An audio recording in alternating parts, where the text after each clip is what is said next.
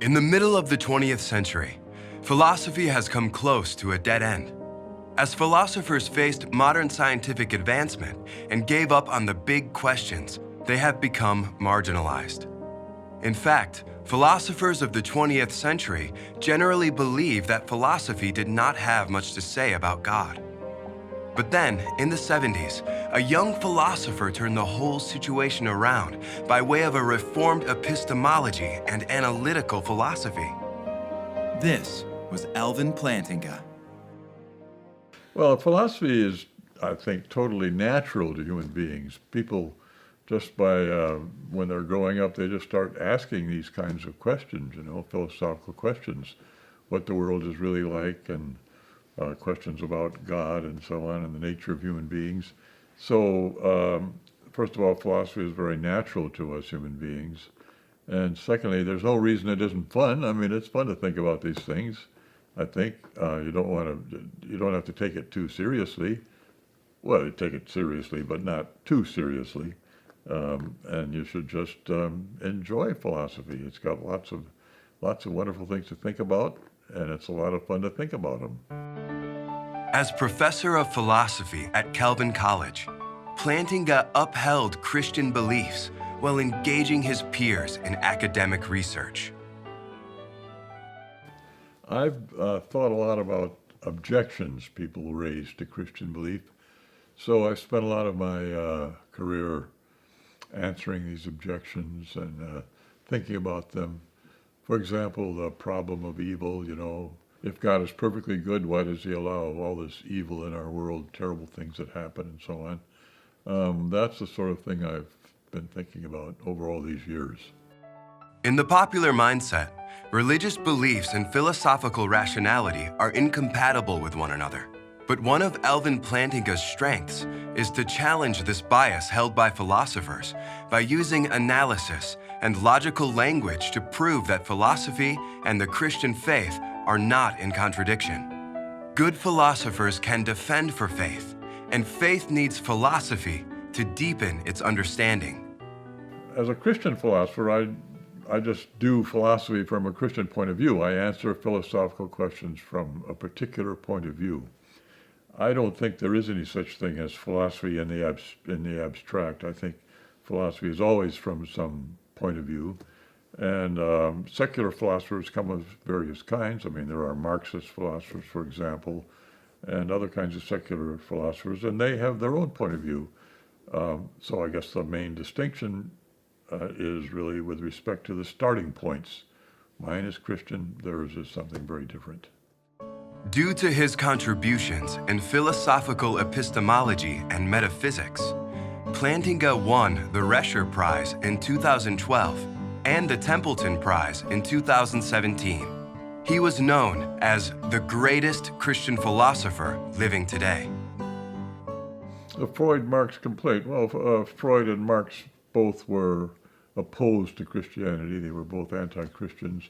Marx was a materialist. He thought there's nothing in the world but matter, and of course no such thing as God.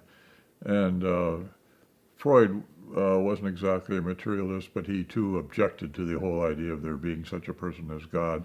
I think in Freud's case he objected partly because it impinges on human autonomy. If there is this vast being, God, who created us and so on, and whom we owe worship and obedience, then we aren't the top dog in the universe, as we might be otherwise. I think that was part of Freud's problem. You say, what is my response to them? Well, I think they're mistaken. I mean, I think there really is such a person as God, and I don't think their objections amount to anything. In particular, the objection that otherwise, if there is such a person as God, then we human beings can't be top dog in the universe. That's true, but I don't see why that's an objection. Why do we have to be top dog in the universe? That seems to me a very silly objection to say, well, I don't think there's any such person as God, because if there were, I wouldn't be top dog in the universe. Well, okay, so you're not top dog. That's okay. He enjoys a global reputation in 1974 by applying philosophical logic and calibrated arguments to prove that the maximally great one necessarily exists in all of the world. Kant seemed to think that there is this thing, reason, which teaches us various things, and it's really quite elaborate. The Critique of Pure Reason is a really large, impressive book and so on. But I don't know that I don't see that there is any conflict between faith and reason. Reason doesn't teach us any such thing as that there's no such person as God or anything like that. That's no deliverance of reason. Where this conflict between faith and reason is supposed to arise, that's not very clear to me. You might say, well, they're different sources. I mean, reason is from a power, sort of part of our very human nature. We've got this power of thinking and the like. And faith is something else that comes later and is a special gift. Okay, that's a difference, but it's not an opposition. As far as I can make out, there isn't any real opposition.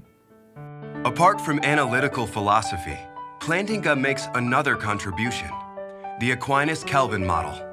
It shows how people's understanding of sacred and eternal things is consistent from an epistemological perspective, and thus theistic beliefs are warranted.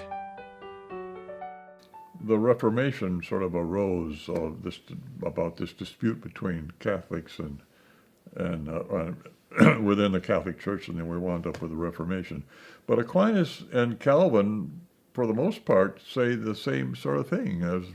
There's not a lot of difference that I can see between Aquinas and Calvin.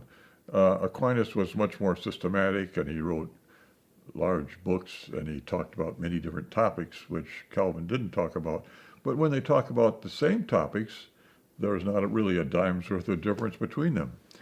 So I'm not sure exactly how. I mean, the Reformation then must have been about something else, not really about the difference between Aquinas and Calvin, or between Aquinas and Calvin. It must have come from some other source. And of course, we know that it did. To common people, philosophy and theology are disciplines with blurry boundaries. It can even be harder to distinguish between these two areas.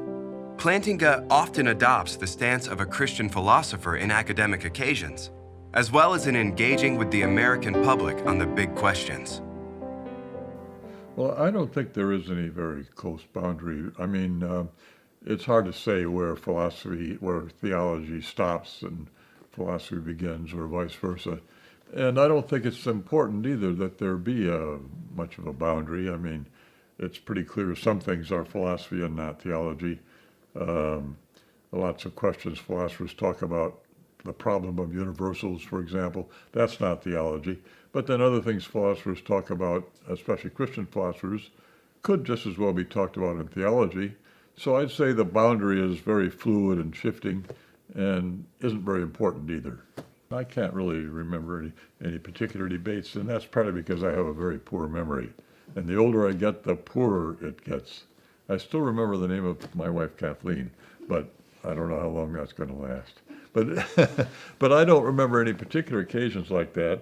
I have given lots of lectures at secular universities and in such contexts, and there always are a lot of questions afterwards. I always really enjoyed those question periods.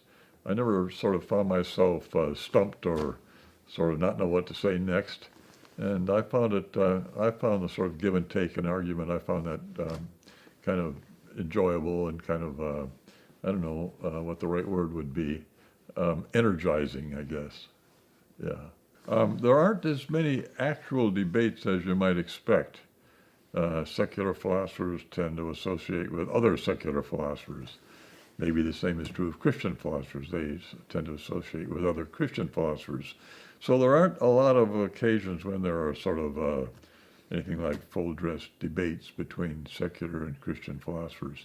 There probably should be, but there aren't. I have always enjoyed debating.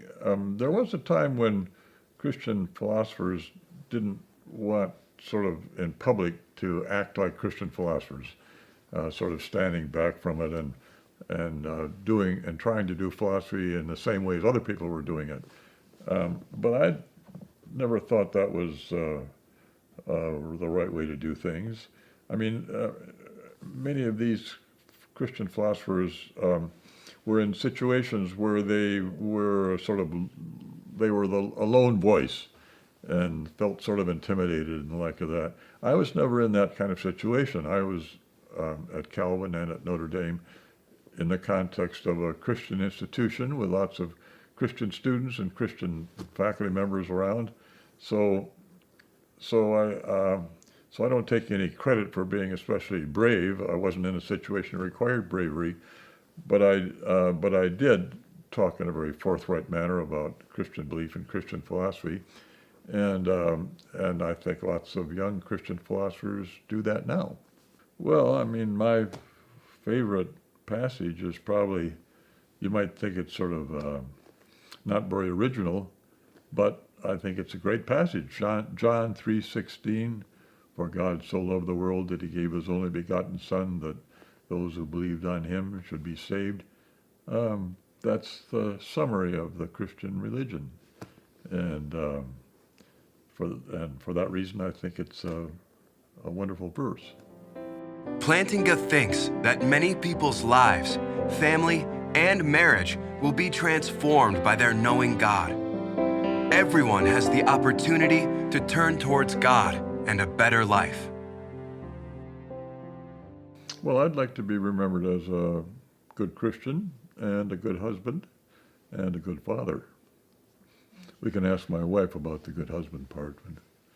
I think so. I think he did well in all those areas, yeah. He does dishes, yeah. He paid the bills. No, he just did ordinary things around the house. When our children were very small, he helped with them. He was obsessed with mountain climbing.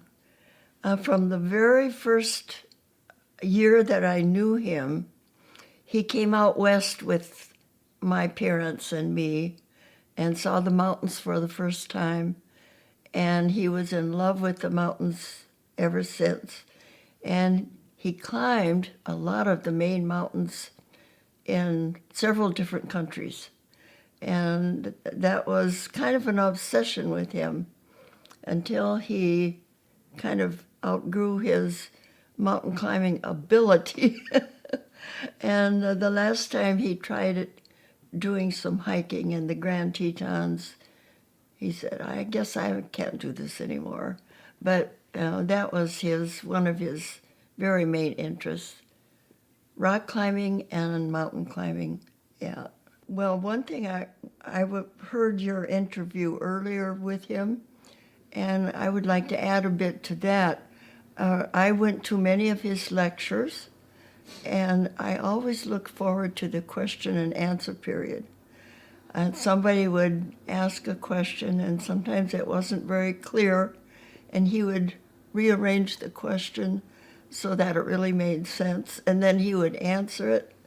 And like he said, he never got stumped.